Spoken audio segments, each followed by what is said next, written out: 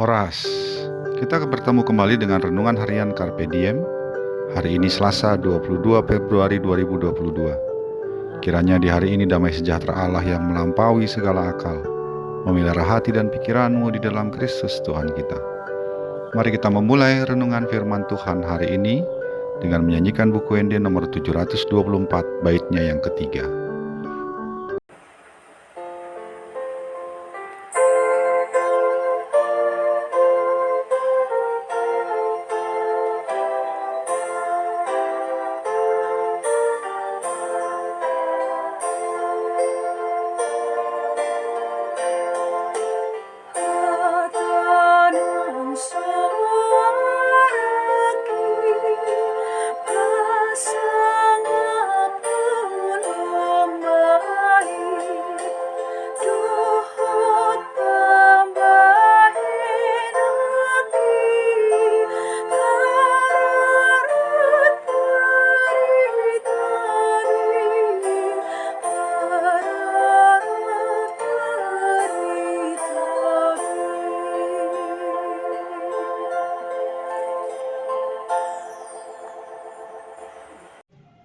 Ayat harian HKBP hari ini tertulis dalam Markus 5 ayat yang ke-19.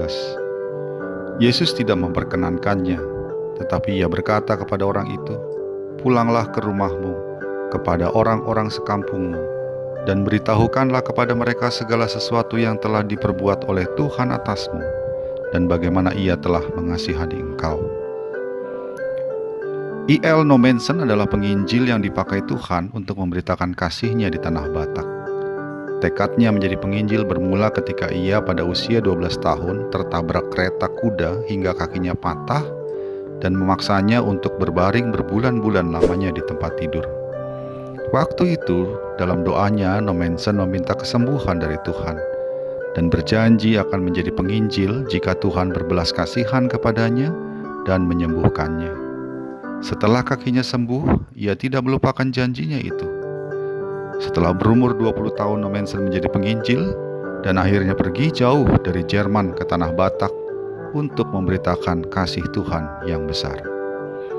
Sahabat Carpe Diem yang dikasihi Tuhan, apakah untuk memberitakan kasih Tuhan kita harus menjadi penginjil dan kemudian pergi ke tempat yang jauh seperti yang dilakukan oleh Nommensen? Firman Tuhan hari ini berbicara tentang seorang pemuda yang ingin mengikut perjalanan Yesus memberitakan Injil. Ia sudah merasakan kasih karunia Tuhan Yesus, yaitu dibebaskan dari belenggu legion atau kumpulan roh jahat yang sangat banyak. Namun rupanya Yesus tidak berkenan atas keinginannya itu. Justru Yesus menyuruh dia pulang ke rumahnya dan ke orang-orang di kampungnya untuk menceritakan kasih karunia yang diterimanya itu kepada mereka. Apa yang dinyatakan Yesus ini menjadi jawaban pertanyaan kita tadi. Menjadi pewarta kasih karunia Allah yang sudah kita terima, dapat kita lakukan justru bagi orang-orang terdekat kita.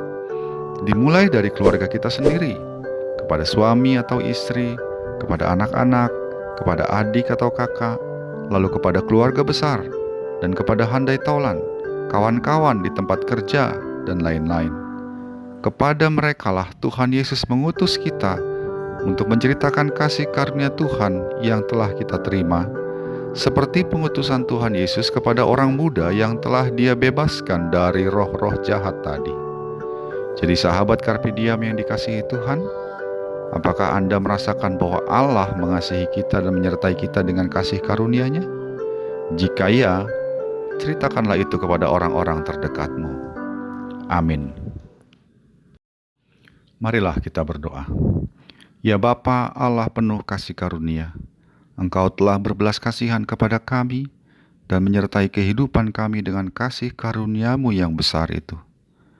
Kini mampukanlah kami dengan kuasa Roh Kudus untuk menceritakan kasih karunia-Mu itu dimulai kepada orang-orang terdekat kami, sehingga kami dapat menjadi alat di tangan-Mu untuk memberitakan nama dan kasih-Mu yang besar itu. Demi nama Tuhan Yesus Kristus kami berdoa. Amin. Kasih karunia dari Tuhan kita Yesus Kristus, anugerah dari Allah Bapa dalam persekutuan Roh Kudus besertamu selalu. Amin.